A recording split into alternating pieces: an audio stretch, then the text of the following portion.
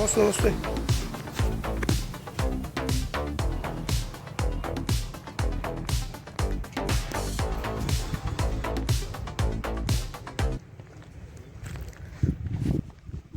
कल क्या कुछ घटना हुआ था? उनके चाचा जी हैं। ओम प्रकाश जो मर्डर हुए थे, ओम प्रकाश नाम है उसका पिताजी, स्वर्गीय ज्ञान सिंह साहू, जो कि ग्राम ढौर में रहा थी साहब है, और उनका 2 वर्ष थे, वो भिलाई 3 में रहा थी साहब है।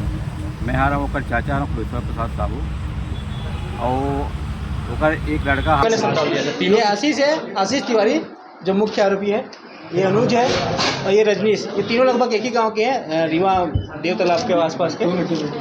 ये दोनों कजिन है, चचेरे मौसेरे भाई हैं वो दोनों, और ये उसी गांव का है। दिनांक 1 जून 2023 को भिलाई 3 थाने में सूचना मिली कि एक महिला के द्वारा सूचना दी गई कि उसका पति पिछले रात भर से गायब है।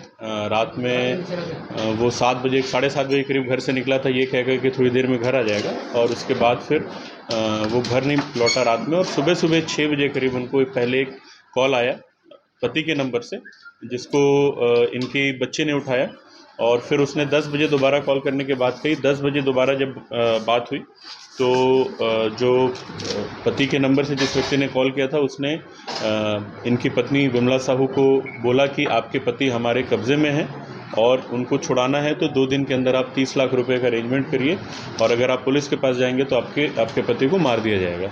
सूचना तत्काल पुलिस थाने में दी गई। पुलिस थाने के साथ में ACCU की जो टीम है उसकी जॉइंट टीम बना करके तुरंत जो पीड़ित है उसकी पतासाजी और जो मोबाइल फ़ोन जो कॉल आया था उसके संबंध में पतासाजी करने में टीमें जुट गईं। इसके बाद हम लोगों ने सबसे पहले जो ओम प्रकाश साहू जो कि लापता थे उनके फ़ोन नंबर का साइबर CDR एनालिसिस किया। CDR एनालिसिस के दौरान ये पता चला कि बीच बीच में उनका फ़ोन ऑन होता है फिर ऑफ़ हो जाता है, और अलग अलग लोकेशंस में उनका फ़ोन ऑन हो रहा था और फिर ऑफ़ हो जा रहा था। तो इनिशियली ये सस्पिशन था कि शायद उनको ले करके साथ में घुमाया जा रहा है। तो हम लोगों ने साथ साथ टावर डंप डेटाज वगैरह भी अलग अलग इलाकों के निकाले जहाँ जहाँ वो उनके लोकेशन आए थे, और उसके अलावा फील्ड पे भी हमारी पार्टियाँ थी, क्योंकि जो कॉल आया था उसमें ये कहा गया था कि हम लोग महादेव ऐप से बात कर रहे हैं। तो हम लोगों ने जो भी पिछले रिकॉर्ड थे जिनका ऐप के संबंध में उनके संबंध में पतासाजी करना चालू किया। साइबर एनालिसिस से हमको 1-2 नंबर मिले जो कि थोड़े डाउटफुल लगे, सस्पिशियस लगे, जो इनके हस्बैंड के साथ कांटेक्ट में भी थे और जिस क्षेत्र में ये घूमे थे उनके आसपास उपस्थित भी थे। जब इन नंबर्स को फिज़िकली वेरीफाई करके लोकेशन पे जा करके इन नंबर्स के जो धारकों को अपने कब्ज़े में लिया गया और उनसे पूछताछ की गई। थोड़ी कड़ाई से पूछताछ करने के पश्चात जो एक व्यक्ति है जिसका नाम आशीष तिवारी है, उसने हम लोगों को एक्सेप्ट किया कि ओम प्रकाश साहू उसके साथ में था। हालांकि पूरी बात उसने नहीं बताई। फिर थोड़ा और क्वेश्चनिंग करने में और पूछताछ करने में फाइनली उसने फिर इस बात को एक्सेप्ट किया कि आरोपी जो पीड़ित जो ओम प्रकाश साहू है वो 31 तारीख की रात में उसके साथ था और उसने अपने 2 साथियों के साथ मिलकर के इसकी हत्या कर दी। उसी के निशानदेही पे हम लोगों ने जो पीड़ित है उनका शव भी बरामद किया। शव स्कूटी जो उनकी थी उसके साथ में बांधा हुआ था इस तरीके से ताकि शव फ्लोट करके ऊपर ना आए, और उनके नंबर से और उनके निशानदेही पे बाकी जो 2 साथी उनके आरोपी के हैं रजनीश पांडे और अनुज तिवारी, उन लोगों को भी हम लोगों ने गिरफ्तार किया। उनको भी पकड़ा और उनसे भी पूछताछ करके उन लोगों ने भी जब अपना जुर्म कबूल कर लिया तो उनको विधिवत गिरफ्तार कर लिया गया है। आशीष तिवारी की 1 दिन की पुलिस रिमांड कर ली गई थी और आज तीनों को न्यायिक रिमांड पे पेश किया जाएगा। घटना का जो मोटिव था, आशीष तिवारी क्योंकि आदतन अपराधी रहा है, पहले ये लूट एवं आर्म्स एक्ट के मामले में दुर्ग जेल में सज़ा काट रहा था। उसी दौरान जो ओम प्रकाश साहू पीड़ित हैं वो भी जेल गया था। वो गांजे की तस्करी में उसे जेल हुई थी।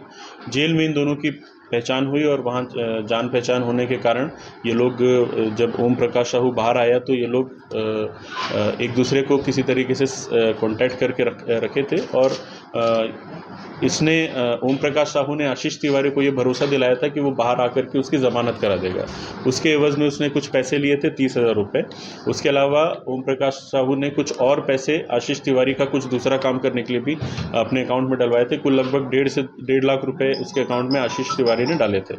आशीष तिवारी को ये लगता था कि ओम प्रकाश साहू काफ़ी मतलब रिसोर्सफुल बंदा है, क्योंकि ये गांजे की का भी व्यापार करता है, पहले ज़मीन दलाली से भी जुड़ा हुआ था और रिसेंटली सट्टे के व्यापार से भी सट्टा भी खिलाता था, जो मटके वाला सट्टा होता है। तो इससे ऐसा लगता था कि इसके पास काफ़ी पैसा है। तो ये बाहर आने के बाद, जेल से छूटने के बाद इसने पैसे भी मांगे उससे, तो उसने जो उसके पुराने 1.5 लाख रुपए थे वो नहीं दिया। तब इसको ऐसा लगा कि इसका अपहरण करके इससे इसके परिवार से एक मोटी रकम वसूली जा सकती है। इन लोगों ने प्लान यही बनाया था कि इसको हम पकड़ेंगे और पकड़ करके मार देंगे और इस तरीके से लाश को गायब करेंगे कि लोगों को लगे कि अपहरण होने के बाद ही गायब हो गया है और घर वालों से हम फिरौती की रकम वसूलेंगे। तो 31 की रात को ही इन लोगों ने इसको, ओम प्रकाश साहू को तीनों ने मिलकर के गला दबाकर मार डाला था और उसी दिन फिर सुबह सुबह इन लोगों ने इसकी वाइफ को कॉल किया रैंसम के लिए।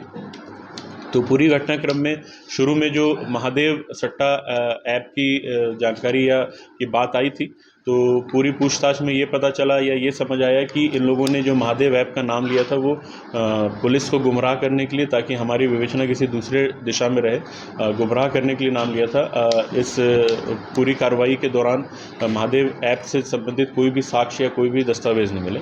फिर भी इन लोगों ने कुछ लोगों का नाम जो लिया था उसके संबंध में जब पता साझी की गई, तो जिस समय ये आशीष तिवारी जेल में था उस समय महादेव ऐप की जो लगातार कार्रवाइयाँ दुर्ग पुलिस द्वारा की गई थी, तो कुछ एक आरोपी जो है इनके साथ जेल में ही थे और उस दौरान वहाँ पे इनकी जान पहचान जेल में रहने के कारण हुई थी। तो इसने उन लोगों का नाम बताया ताकि पुलिस को गुमराह कर सके और ऐप के नाम पे परिवार वालों को डरा सके। हम लोगों ने जो सद्दाम है जिसका नाम आया था उसको भी पकड़ा और उस समय जिस समय सद्दाम को पकड़ा गया उस समय वो खुद महादेव ऐप के काम से बाहर निकला हुआ था और उसके साथ में कुछ पैसे हमको बरामद हुए। तो एक सेपरेट केस में उसको भी सट्टा जो ऑनलाइन गैम्बलिंग एक्ट है उसमें जेल भेजा जा रहा है। सर ये तीनों का मर्डर का प्लानिंग पहले से बनाए थे, मर्डर करना है इसका? जी, जैसा मैंने बताया, इन्होंने कुछ 10-12 दिन पहले किराए का मकान लिया था जहाँ पे एक्चुअल घटना हुआ है। उस किराए के मकान को लेने का पर्पस ही ये था कि वहाँ पे कुछ इसको बुला करके रखेंगे। इन लोगों ने यही प्लान किया था कि अगर फिरौती मिल भी जाती और नहीं भी मिलती, दोनों ही केस में लोगों ने प्लान कर लिया था कि इसकी हत्या कर देंगे, क्योंकि अगर इसको हम छोड़ देंगे तो ये हमको पहचानता है और पुलिस हम तक पहुंच जाएगी। तो इनका प्लान था कि इसको गायब कर देंगे, मतलब मार करके बॉडी को ऐसे गायब करेंगे कि पुलिस को भी या किसी को भी इसका सुराग न मिले और पैसे भी इनको मिल जाए। महादेव के पैसे की वसूली के लिए पूरा एक वो है, ग्रुप है जो बड़े बच्चे उसको ठेका दिया गया। 3-4 ऐसे केस भी हुए हैं। उस दिशा में पुलिस क्या कर रही है, ये भी उसे जुड़ा लग रहा है? ये हम लोगों ने, जैसा मैंने बताया, अभी तक की जितनी भी हमारी जांच हुई है उसमें अभी तक कोई भी साक्ष्य उससे जुड़े हुए नहीं मिले हमको। हालांकि जांच अभी हमारी कंप्लीट नहीं हुई है। हमारे पास मोबाइल फ़ोन सबके हैं, सबका फॉरेंसिक जांच भी किया जाएगा। जो डिलीटेड एविडेंस है उसको भी निकाला जाएगा और अगर उस दिशा में कुछ तार जुड़ता है तो उसमें भी फिर कार्रवाई की जाएगी। सद्दाम उस समय 2 मिनट में बहुत जान पहचान है मेरी अलग अलग जगहों पे, तो ज़मानत में मैं तुम्हारी मदद करूँगा। तो उसके लिए इसने 30,000 रुपये लेते। उसके अलावा ये क्या कहते हैं, बाहर में इसके कुछ सट्टे वगैरह से जुड़े हुए धंधे थे जिसके पैसे कुछ इसको चाहिए, मतलब इसको लेने थे, तो उसने ओम प्रकाश साहू के उसमें कराए थे। जेल के अंदर अपराधी रहते हैं, जेल के अंदर से फोन के पूरे नेटवर्क चल रहे हैं, वहाँ से बैठ के पूरा काला कारोबार चल रहा है। आपने एक यादव फैमिली को उठवाया था, पूरे घर के घर को। किसको? यादव परिवार है, सेक्टर 9 या 10 का पूरे परिवार को उठाया गया, फिर रात को छोड़ा गया। और उसके बाद मतलब जेल से उसका बेटा बात भी करता है, सब कुछ है, तो जेल से क्यों नहीं नेटवर्किंग खत्म हो रही? मोबाइल का कनेक्शन देखिए, जेल वाली जो नेटवर्क की आप बात कर रहे हैं उसको मैं पर्सनल तौर पे अभी उसके तरफ मैंने बहुत ज़्यादा जांच नहीं की है। आप जो बोल रहे हैं उसके संबंध में जांच की जाएगी और जो भी कार्रवाई है वो करेंगे। इसमें से एक आरोपी मर्डर का भी आरोपी मनीष पांडे है, पहले भी मर्डर का आरोपी रहा है। हाँ, नहीं वो कोई यादव परिवार के बारे में ठीक है पहले भी जैसे जेल में आरोपी जो पकड़ाए हैं ना, जी। वो जेल से संचालित करते हुए ये बात सामने आई है इसी बार। खुलासे में ही पता खुलासे में पता चला है, जेल में पकड़ाने वाले ने मोबाइल बताया चल रहे हैं, ये वहाँ से महादेव का ऐप दिया जा रहा है। तो उसके देखिए अभी इस केस से तो अभी हम लोगों को कोई विशेष ऐसा साक्ष्य नहीं मिला जो तो जोड़े, लेकिन आप लोग जो कह रहे हैं उसके बेसिस पे हम लोग अलग से, क्योंकि जेल में हम लोगों को डीएम साहब के नेतृत्व में हमको निरीक्षण का अधिकार है, तो हम एक बार पैर काटा गया था आरी से, ऐसी कुछ बातें आ रही है क्या? होल्ड करने के लिए सर। जिस समय इन लोगों ने हत्या की उसके बाद बॉडी को डंप करने का जो प्लान था, तो लोगों ने बोरी में उसको ठूसने का प्रयास किया, जब नहीं हुआ तो आरी लोगों ने ला करके रखी थी। इनका प्लान था कि टुकड़े टुकड़े करके डालेंगे, तो आरी से काटने का प्रयास भी किया था, पूरी तरीके से डिसमेंबर नहीं कर पाए थे, लेकिन बोरे में उसको ठूस दिया गया था। आरी खरीदने का हमारे पास वीडियो है, नहीं, जिसको 302 के अपराध में कोई भी साक्ष्य ऐसा नहीं है जो सद्दाम को इस पूरे मामले से जोड़ रहा है, लेकिन क्योंकि वो ऑनलाइन बेटिंग में शामिल है, जिसके सबूत हमको उसको पकड़ने के बाद मिले हैं, तो ऑनलाइन बेटिंग में उसको जेल भेजा जाए। उसका क्या कनेक्शन है सर, ये वाली जो कोई कनेक्शन नहीं। मैंने वही बताया आपको, ये जो पूरा उसका नाम लिया गया था वो इसी वजह से लिया गया था ताकि पुलिस की जो पूरी कार्रवाई है वो उस तरफ फोकस हो जाए और ये लोगों को या तो भागने का या तो छुपने का एक जरिया मिल जाए। लेकिन हम लोगों को क्योंकि टेक्निकल एविडेंस या टेक्निकल इनपुट हमारे पास में मिल गया था कोइंसिडेंटली, तो हम लोग इन तक साहब एक से पैसा लिया था, तो बाकी जो 2 साथ दिए उसका जी, वो उनसे भी कुछ दुश्मनी वो नहीं, वो आशीष तिवारी के पुराने परिचित हैं। इनमें से जो रजनीश है वो भी ऑलरेडी मर्डर केस में जेल जा चुका है। तीनों एक ही गांव के रहने वाले हैं, रीवा मध्य प्रदेश के रहने वाले हैं, और ये तीनों ही फर्नीचर के फील्ड पे काम करते हैं, तो उस तरीके से इनकी जान पहचान थी। और क्योंकि आदतन अपराधी हैं तो इनका साथ में उठना बैठना मिलना जुलना, और इनको ये भी उसने प्रॉमिस किया था कि जब रकम मिलेगी फिरौती की रकम, तो उसमें इन लोगों को भी बंटवारा हिस्सा मिलेगा। सर एक उनको मृतक की उसने ये बोला था, मृतक की पत्नी के पास जो फ़ोन आया था उसमें ये कहा गया था कि आपके पति हमारे कब्जे में हैं, 2 दिन के अंदर 30 लाख रुपए दीजिए, अदरवाइज उनको उनकी हत्या कर दी जाएगी। और हाँ, और उसके पहले ही हत्या कर दी गई, पहले ही कर दी। सर जहाँ हत्या की है और जहाँ बॉडी मिली उसकी दूरी कितनी थी और ये लोग कैसे ले गए वहाँ पर? ये लोग स्कूटी जो बोरे में भर करके जिस तरीके से उसको करके स्कूटी के सामने रख करके लगभग 2.5 से 3 किलोमीटर के बीच का प्रार्थी को इसको रात में बॉडी डिस्पोज करते हैं, पूरा लोग ले जाते हैं, बोरे में भरते हैं, इससे पुलिस की कमी नहीं नजर आ रही। बिल्कुल, मैंने पिछले बार भी कहा था कि गश्त का हमारा जो सिस्टम है, गश्त का जो अभी पूरा वो है, लेकिन आपको ये भी पता है कि पिछले 2-3 दिन से कुछ बड़े बड़े आयोजन है जहाँ पे पुलिस का काफ़ी बल वहाँ पे लगा हुआ है।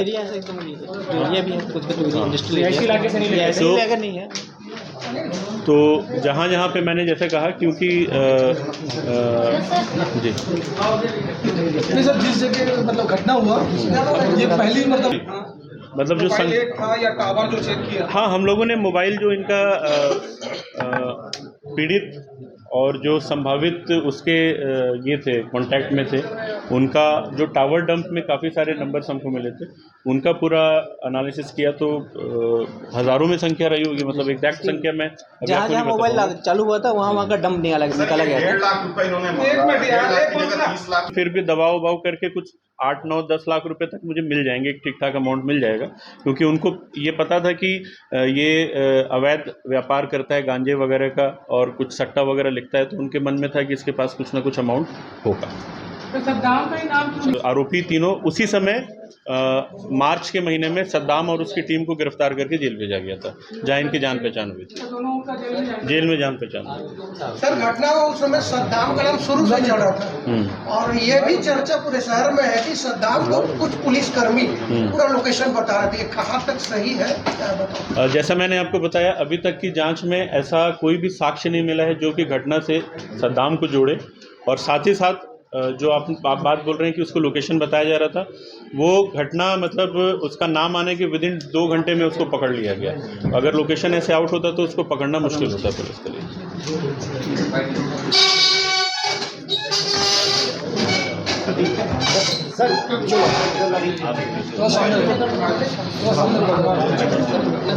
भाई मेरे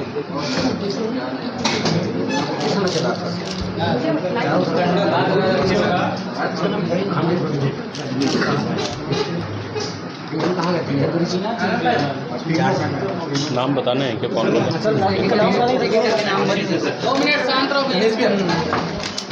ग्रुप में तो जहाँ जिस घर में किराए में लेते वहाँ सीसीटीवी लगा हुआ था, उसका फुटेज बाद में जारी कर देंगे।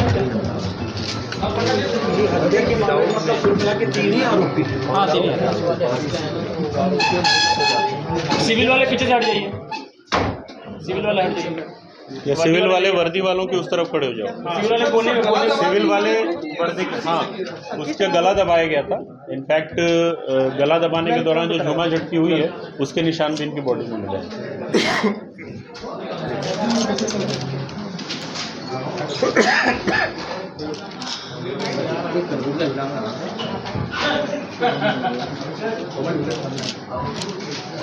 इस पूरी कार्रवाई में एडिशनल एसपी साहब के नेतृत्व में प्रभात ने पूरे टीम को प्रॉपरली कोऑर्डिनेट करके बहुत अच्छा मार्गदर्शन दिया, और जो ACCO की टीम है और जो साइबर की टीम है, जो थाने की टीम है, लोगों ने फील्ड पे काफ़ी अच्छा काम किया, जिससे हम लोग पहले आरोपी तक तो 24 घंटे के अंदर अंदर ही पहुंच गए थे, और बाकी दोनों को भी हम लोग 48 घंटे के अंदर पकड़कर अपने हिरासत में ले लिए थे। तो हम माननीय पुलिस महानिरीक्षक महोदय से भी अनुशंसा करेंगे कि पूरी टीम को उचित इनाम से पुरस्कृत किया जाए। सर, ये मेन मुद्दा क्या था, उसकी हत्या करने का मेन कारण सर बताएं। ये लोग बेसिकली चाहते थे कि उसके पास जो इनको लगता था कि उसके पास पैसे काफ़ी हैं, तो फिरौती के रूप में पैसे वसूल किए जाए, और जो पैसा इन्होंने ऑलरेडी दिया हुआ था वो भी उस फिरौती के रूप में इनको वापस मिल जाए। यही आशीष तिवारी। ये किस किस काम के लिए पैसा दिया था? किस काम के लिए पैसा? बेल का पैसा, इनकी आपस की दोस्ती थी पिछले 2-2.5 साल से। एक वो पहले जेल से निकल गया था तो बिल कराने के लिए 2 बार पैसे दिए इसने। पहले बार दिया, फिर बोला कम पड़ गया, दूसरे बार दिया, लेकिन उसने बिल के लिए कोई प्रयास नहीं किया। इसके अलावा इनके पुराने गांजे और सट्टे के कुछ धंधे के कुछ पैसे थे, कुछ इसने उधार भी उसे दिया था जब उसके पास पैसे नहीं थे। ये 3 तरह के पैसे थे। ये छोटी कारण थी कि वो इतने कम पैसे वो वापस नहीं कर रहा था। इनके मन में ये भी मंशा थी कि उसके पास पैसे बहुत हैं, मैं अपने ये 1-1.5 लाख तो निकालूंगा ही, वसूली में बहुत सारे पैसे निकाल सकता हूँ। और क्योंकि ये जान पहचान के थे, अपहरण के बाद कभी भी छूटता तो ये पकड़े जाते हैं, तो इनके मन में हमेशा से मंशा थी कि हम पैसे निकालेंगे, निकले या नहीं निकले उससे मारना ही है। इसकी प्लानिंग उन्होंने लगभग 20-25 दिन पहले कर ली थी। सिम जो इन्होंने सिम प्रोक्योर किया है, सॉरी हाँ, नहीं बताओ। जो इन्होंने सिम प्रोक्योर किया है वो 25 दिन पहले प्रोक्योर कर लिया था, और जो रूम लिया है इसी मकसद से रूम लिया था वो भी 15 दिन पहले ले लिया था। तो प्लानिंग इनकी बहुत, ये 20 अप्रैल को जेल से छूटा है, 10 दिन गांव गया है, और 1 मई से प्लानिंग शुरू हो गई थी। 8 मई को सिम मिल गया था, 15, 16, 17 मई को रूम ले लिया था। तो प्लानिंग बहुत पहले से हो गई थी। ये पूरा षड्यंत्र था। ये गिरफ्तार कहाँ से हुए तीनों मिले? ये जो आशीष है वो खुर्सीपार में हमने इसे सबसे पहले गिरफ्तार कर लिया था, बाकी दोनों भाग रहे थे, और हमने RPF की मदद से नागपुर में इनको पकड़ाया था। हम नागपुर में मिले, बाकी 2 नागपुर में मिले। अनुज और रजनीश पांडे। लेकिन ये थे यहीं पे, भागे नहीं थे। जब एक को उठाया तब बाकी दोनों भागना शुरू किए। इनको भरोसा था कि इन्होंने इनफ प्रिकॉशन लिया और ये नहीं पकड़े। इन लोगों ने एक्चुअली फ़ोन नंबर वगैरह सारा कुछ अपना एक अलग से पूरा एक नया सेटअप रखा था, ताकि पुलिस दूसरी डायरेक्शन में चलते रहे और ये शांति से यहाँ पे बैठे रहें। लेकिन टेक्निकल इनपुट्स के बेस्ड पे और साइबर एनालिसिस में हमको कहीं ना कहीं इनका कुछ लिंक मिला, जिसके कारण हम इनको पकड़ने में सफल हुए। पर्सनल नंबर से बंद कर दिए थे, दूसरे नंबर से 2 दिन ऑपरेट कर रहे थे, हमने वो लिंक निकाला। Okay, thank you.